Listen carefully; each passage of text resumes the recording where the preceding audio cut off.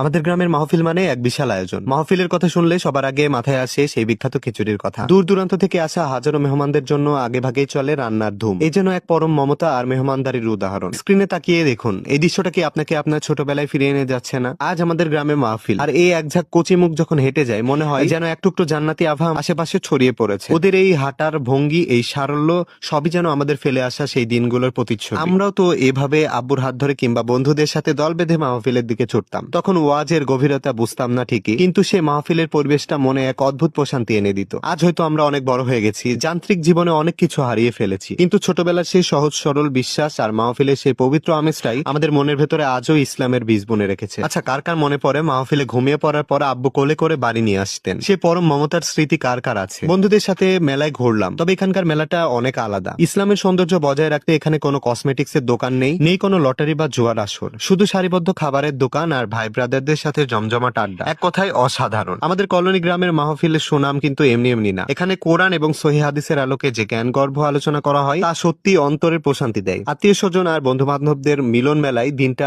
এক স্মরণীয় দিন হয়ে থাকলো। আচ্ছা, মাহফিলের সেই খিচুড়ি কার কার সবচেয়ে বেশি প্রিয়? আর আপনাদের এলাকায় মাহফিলের স্পেশাল খাবার কি?